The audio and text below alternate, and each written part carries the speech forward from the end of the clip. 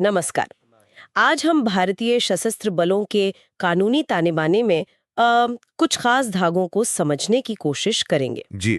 हमारे पास सैन्य अपराधों में दुष्प्रेरण और दंड नाम के दस्तावेज से कुछ अंश है और हम आज धारा 161 से 165 पर खास ध्यान देंगे। हाँ, ये धाराएं अपने आप में काफी काफी दिलचस्प हैं। हम्म। ये सिर्फ कानूनी नियम नहीं है, अच्छा। बल्कि ये हमें बताती हैं कि हमारी सेना, नौसेना और वायुसेना जैसे बड़े संगठित बलों में अनुशासन कैसे बनाए रखा जाता है। मतलब उसके पीछे की कानूनी सोच क्या है? हाँ, खासकर जब मामला उकसाने या फिर भगोड़ेपन जैसे गंभीर मुद्दों का हो। बिल्कुल। तो आज हमारा मकसद सिर्फ ये जानना नहीं कि कानून क्या कहता है, बल्कि ये समझना है कि इन प्रावधानों के पीछे का तर्क क्या है, सजाएं क्या दर्शाती हैं और कौन सी बातें इन्हें खास बनाती हैं। सही है। चलिए फिर इन कानूनी पहलुओं की गहराई में उतरते हैं। शुरुआत करते हैं धारा 161 से।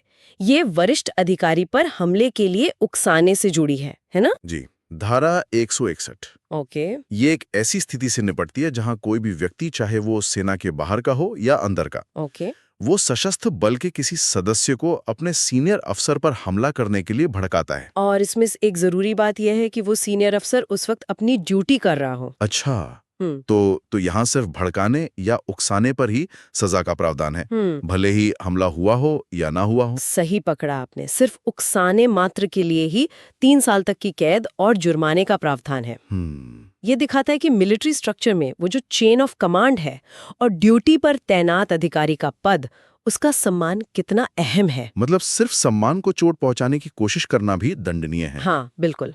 और यहाँ उकसाने या दुष्प्रेरण का मतलब सिर्फ भड़काना ही नहीं है, इसमें किसी अपराध में मदद करना या उसके लिए साजिश रचना भी शामिल हो सकता है। और फिर इसी से जुड़ी हुई है धारा 162। हम्म। इसमें स्थिति थोड़ी अलग हो जाती है ना। हाँ, धारा 162 तस्वीर को एक तरह से पूरा करती है।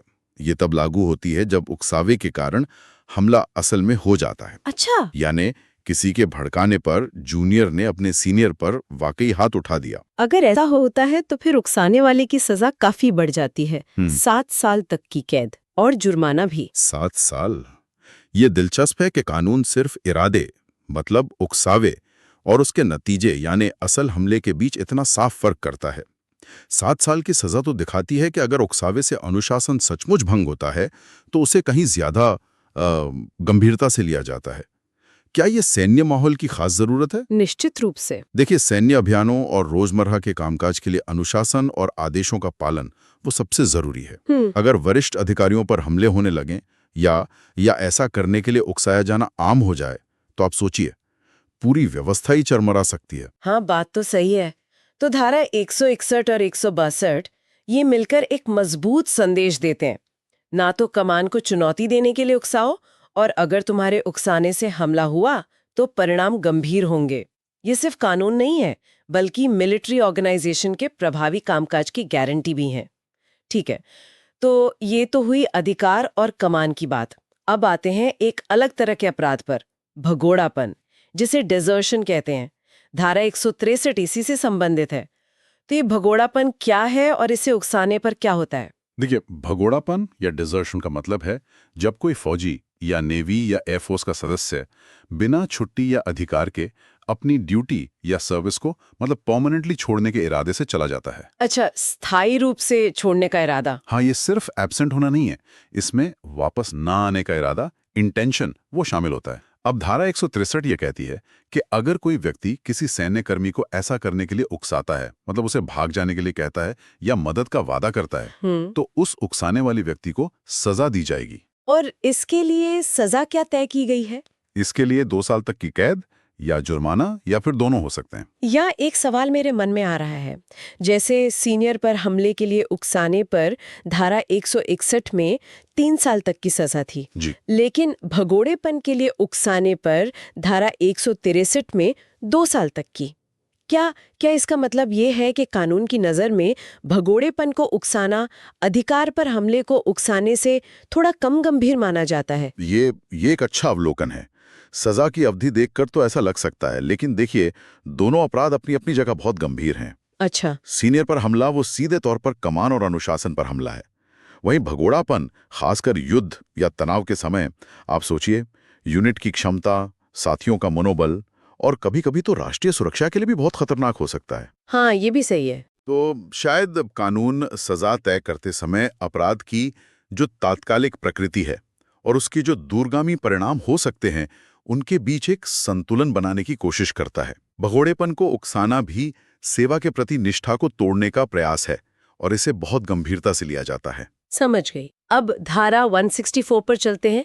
ये भगोड़े को शरण देने के बारे में है। ये उकसाने से थोड़ा अलग है ना? ये तो अपराध हो जाने के बाद की मदद लगती है। बिल्कुल, ये धारा उन लोगों पर लागू होती है जो किसी भगोड़े फौजी को जानबूझकर छिपाते हैं या पनाह देते हैं। जानबूझकर, ये अहम है। हाँ, यहाँ सबसे जरूरी तत्व है जानबूझकर। मतलब शरण देने वाले व्यक्ति को या तो पता हो कि वो व्यक्ति भगोड़ा है या उसके पास ऐसा मानने का पुख्ता कारण हो। अगर अनजाने में कोई मदद कर दे तो शायद वो इस धारा के तहत ना आए। और सजा यहाँ भी वही है जो भगोड़ेपन के लिए उकसाने पर थी। 2 साल तक की कैद या जुर्माना या दोनों। लेकिन इस धारा में एक बहुत ही खास बात है, एक अपवाद है, एक एक्सेप्शन। ये क्या है? हाँ, और ये अपवाद इस कानून को एक आप कह सकते हैं मानवीय पहलू देता है। अच्छा।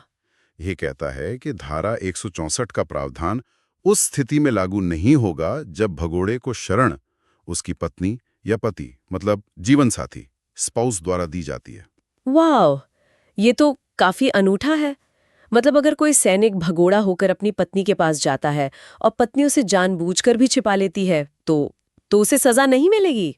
कानून यहाँ पारिवारिक रिश्ते को कानूनी जिम्मेदारी से ऊपर रख रहा है। एक तरह से हाँ। ये कानून की जो एक कठोरता होती है और मानवीय रिश्तों की जो जटिलता है, उसके बीच एक संतुलन साधने का प्रयास दिखाता है। शायद कानून बनाने वाले ये मानते हैं कि वैवाहिक संबंध इतने गहरे और निजी होते हैं कि पति या पत्नी को एक दूसरे के खिलाफ कानूनी कार्रवाई में भागीदार बनने के लिए मजबूर करना वो हमेशा ठीक नहीं होता, भले ही एक पक्ष ने कानून तोड़ा हो। ये कानूनी प्रणाली के भीतर सहानुभूति और व्यवहारिकता का एक उदाहरण है, कह सकते हैं। हाँ, बिल्कुल। खैर, आगे बढ़ते हैं आखिरी धारा पर, धारा 165। ये एक बहुत ही खास स्पेसिफिक सिचुएशन से संबंधित है, किसी व्यापारी जहाज पर भगोड़े का छिपा होना। ये थोड़ा अप्रत्याशित सा लगता है कि सैन्य कानून व्यापारी जहाज तक पहुंच रहा है। हाँ, ये थोड़ा हटकर जरूर है, पर इसका मकसद साफ है। भगोड़ों के भागने के जो संभावित रास्ते हो सकते हैं उन्हें बंद करना। ओके। ये धारा कहती है कि अगर किसी मर्चेंट शिप के मास्टर या जो भी इंचार्ज व्यक्ति है उसके जहाज पर कोई भगोड़ा छिपा हुआ पाया जाता है तो उस मास्टर या इंचार्ज पर 3000 रुपए तक का जुर्माना लगाया जा सकता है। 3000 रुपए? लेकिन इसमें जो सबसे हैरान करने वाली बात मुझे लगी वो ये है कि जुर्माना तब भी लग सकता है जब मास्टर को पता ही ना हो कि कोई भगोड़ा उनके जहाज पर छिपा है। ये कैसे हो सकता है?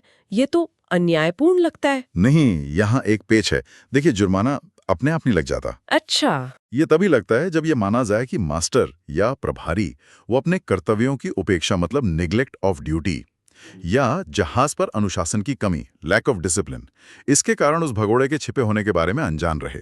ओ, मतलब ये कि अगर उन्होंने जरूरी सावधानी बरती होती, अपने जहाज का ठीक से इंस्पेक्शन किया होता या डिसिप्लिन बनाए रखा होता तो शायद उन्हें पता चल जाता। उनका अनजान होना एक तरह से उनकी लापरवाही का नतीजा माना जा सकता है। अच्छा, तो ये सीधे तौर पर छिपाने की सजा नहीं है, बल्कि ये लापरवाही की सजा है। अगर मास्टर ने पूरी सावधानी बरती हो लेकिन भगोड़ा फिर भी बहुत चालाकी से छिप गया, तब शायद ये जुर्माना लागू न हो। सही समझ रही हैं आप, बिल्कुल। ये जिम्मेदारी तय करने का एक तरीका है। ये दिखाता है कि मिलिट्री डिसिप्लिन बनाए रखने और भगोड़ेपन को रोकने की जिम्मेदारी सिर्फ सेना की ही नहीं है, बल्कि कुछ हद तक सिविल सोसाइटी के उन लोगों पर भी आती है जो ऐसी पोजीशन में हैं जहां वे अनजाने में भी मदद कर सकते हैं। जैसे कि जहाज के कप्तान, उनसे उम्मीद की जाती है कि वे अपने कार्य क्षेत्र में उचित सतर्कता बरतें। तो अब अगर हम इन सभी 5 धाराओं को 161 से 165 तक एक साथ देखें तो हमारे सामने भारतीय सशस्त्र बलों के अनुशासन संबंधी कानूनी ढांचे की क्या तस्वीर उभरती है? इनसे हम क्या मुख्य बातें निकाल सकते हैं? मेरे विचार में ये धाराएं कुछ बुनियादी सिद्धांतों को, प्रिंसिपल्स को उजागर करती हैं। पहला, कमांड श्रृंखला और सीनियर्स के अधिकार का पूरा सम्मान, धारा 161-162। हाँ। दूसरा, सेवा के प्रति पूरी निष्ठा और उपस्थिति की अनिवार्यता, धारा 163। तीसरा, जो अनुशासन भंग करने वाले हैं उनको बाहरी मदद मिलने से रोकना, धारा 164। और चौथा, इस रोकथाम की जिम्मेदारी का दायरा वो सेना से बाहर सिविलियन क्षेत्र तक फैलाना, धारा 165। ये कानून सिर्फ सजा देने के लिए नहीं है, बल्कि एक निवारक, एक डिटरेंट के रूप में भी काम करते हैं।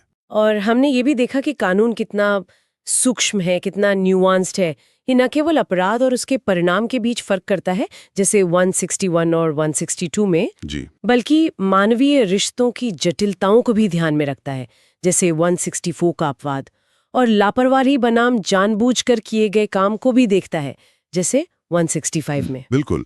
अब सजा की मात्रा भी अपराध की गंभीरता के हिसाब से घटती बढ़ती दिखती है। हाँ, ये सारे प्रावधान मिलकर ये सुनिश्चित करने की कोशिश करते हैं कि हमारे सशस्त्र बल एक अनुशासित और प्रभावी इफेक्टिव यूनिट के रूप में काम कर सकें। वे आंतरिक और बाहरी दोनों तरह के खतरों से, जो इस अनुशासन को कमजोर कर सकते हैं, उनसे निपटने के लिए कानूनी हथियार देते हैं। ये एक व्यापक दृष्टिकोण है जो केवल सैनिक के कामों तक सीमित नहीं रहता, सही कहा। बल्कि उन बाहरी लोगों को भी दायरे में लाता है जिनके काम, चाहे अनजाने में ही हो, सेना की कार्यप्रणाली को प्रभावित कर सकते हैं। बिल्कुल सही। तो ये थी हमारी आज की पड़ताल भारतीय सैन्य कानून की कुछ धाराओं पर, जो अपराधों के लिए उकसाने और भगोड़ों से संबंधित हैं। हमने देखा कि ये कानून किस तरह से अनुशासन की नींव को मजबूत करने के लिए बनाए गए हैं और इसमें कितनी बारीकियां छिपी हैं। हाँ, और ये भी साफ हुआ कि ये कानूनी प्रावधान कितने विस्तृत हैं। ये न सिर्फ सीधे तौर पर सैन्य कर्मियों पर लागू होते हैं, बल्कि उन आम नागरिकों पर भी जिनकी भूमिका या लापरवाही सशस्त्र बलों की व्यवस्था को प्रभावित कर सकती है। ये दिखाता है कि सैन्य अनुशासन को बनाए रखना एक तरह की साझा जिम्मेदारी के रूप में देखा जाता है।